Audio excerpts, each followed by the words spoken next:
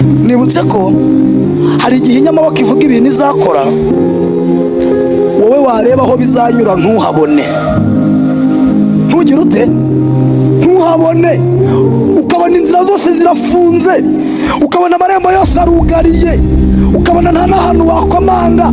Twigeze gusenga kera tukiri abasore, Imana iratubwira ngo mwese nzabagirira neza hatabuzemo n'umwe. Umuhungu umwe mu twari turi kumwe ahita avuga ati Mana, ati jye nta na perime ngira, nta na diporome ngira, sinzi no guteka, sinzi no kubaza, sinzi no gusudira. Imana iramubwira ngo ntago ndeba ku by'abantu, njye nzakuremamo ikintu gikomeye, nzakugirira neza. Ndashaka kubaha akagero gato cyane, ndashaka kubaha akagero gato cyane kabereka inyamaboko, tugahita dusenga. Akagero njya kugutangaho karakomeye ariko ntabwo gasebetse. Igira hino uzane niyo ntebe yawe, zana niyo ntebe yawe uyu munsi wicare.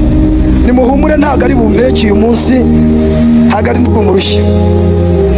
Abantu bafite sharupe nk'eshatu cyangwa enye muzintije mwaba mugize neza. Esharupe zizanire ntacyo, niyo zaba eshanu kandi ukugenda uyizana Imana irakumera umugisha. Murakoze. Aha, Imana iguhe umugisha.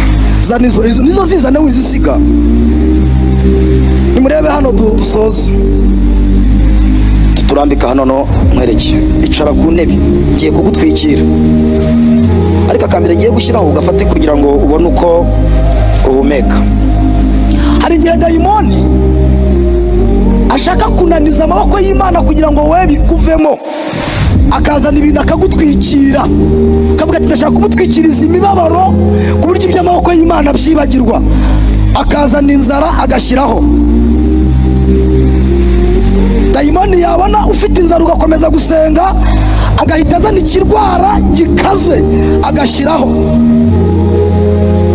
akageza gukora surveillance akavuga ati mundebere kagisenga, agasanga wa muntu aracyuzura umwuka. Kuko ntabwo twuzura umwuka kuko turi bazima, dufite ibihe byiza kuko Kristo ari muri twebwe. Dayimoni akavuga ati noneho nimba cyuzuzwa mushyireho n'amagambo. Ataracyuzuzwa, ataracyafite ibihe, aracyavuga inyamaboko ati nimushyireho no kumwirukana mu kazi. Ati nimba ibyo byose bimuriho kandi agakomeza akagira ibihe byiza avuga amaboko y'Imana, nimushakishe ukuntu muzana cyamunara.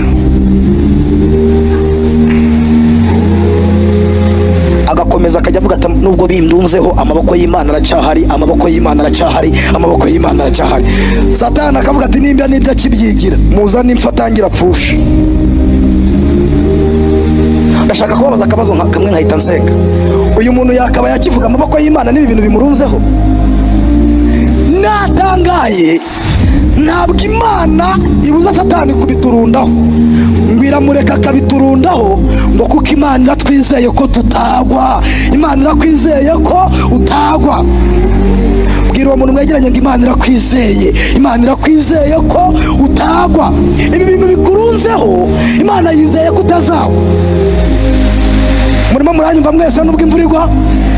Abanyumva mugira gutya ibiganza turebe, muvuge cyane ngo amen.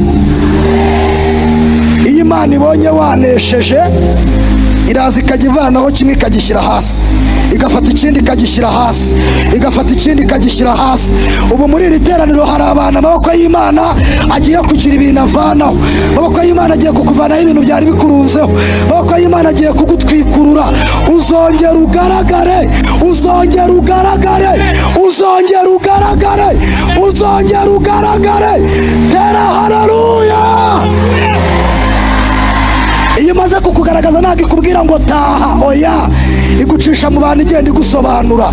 Ivuga ko warenganaga, ikajya igenda ivuga ko warenganaga, ikakujyana mu bakuru ikavuga ko warenganaga. Izagutambagiza igusobanura.